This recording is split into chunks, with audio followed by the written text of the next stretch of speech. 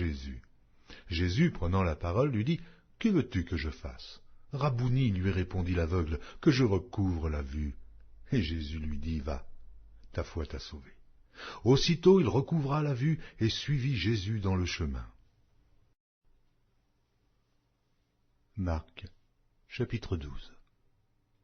Jésus se mit ensuite à leur parler en parabole. Un homme planta une vigne. Il l'entoura d'une haie, creusa un pressoir et bâtit une tour. Puis il la ferma à des vignerons et quitta le pays.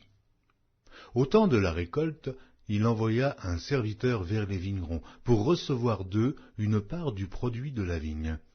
S'étant saisis de lui, ils le battirent et le renvoyèrent à vide. Il envoya de nouveau vers eux un autre serviteur. Ils le frappèrent à la tête et l'outragèrent. Il en envoya un troisième qu'ils tuèrent, puis plusieurs autres qu'ils battirent ou tuèrent. Il avait encore un fils bien-aimé. Il l'envoya vers eux, le dernier, en disant « Ils auront du respect pour mon fils. » Mais ces vignerons dirent entre eux « Voici l'héritier, venez, tuons-le, et l'héritage sera à nous. » Et ils se saisirent de lui, le tuèrent et le jetèrent hors de la vigne. Maintenant, que fera le maître de la vigne? Il viendra, fera périr les vignerons et il donnera la vigne à d'autres. N'avez-vous pas lu cette parole de l'Écriture? La pierre qu'ont rejetée ceux qui bâtissaient est devenue la principale de l'angle. C'est par la volonté du Seigneur qu'elle l'est devenue. Et c'est un prodige à nos yeux? Ils cherchaient à se saisir de lui, mais ils craignaient la foule.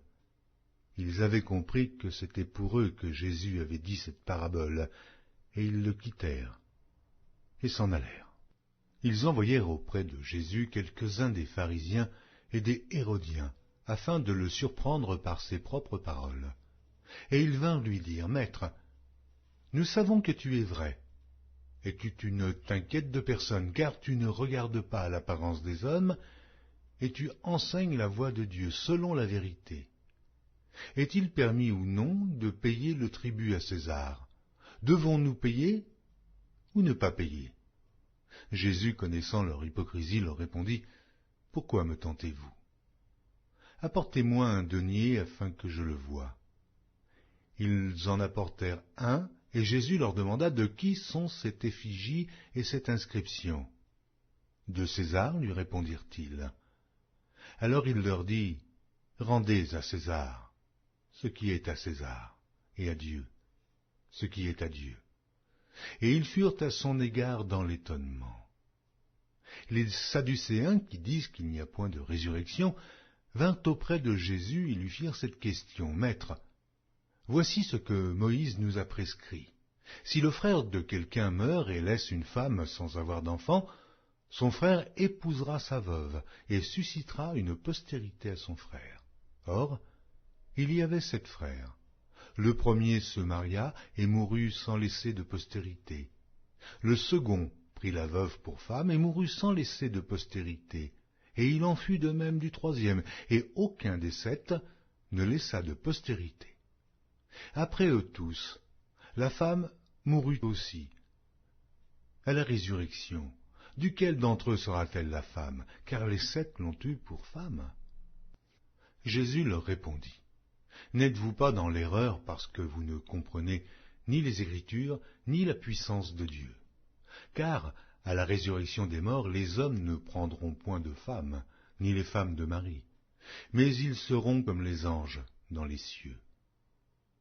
Pour ce qui est de la résurrection des morts, n'avez-vous pas lu dans le livre de Moïse ce que Dieu lui dit à propos du buisson? Je suis le Dieu d'Abraham, le Dieu d'Isaac et le Dieu de Jacob.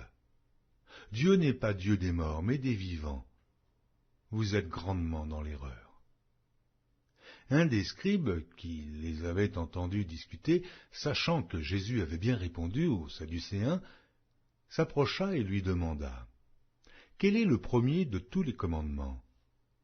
Jésus répondit, « Voici le premier. Écoute, Israël, le Seigneur, notre Dieu est l'unique Seigneur, et tu aimeras le Seigneur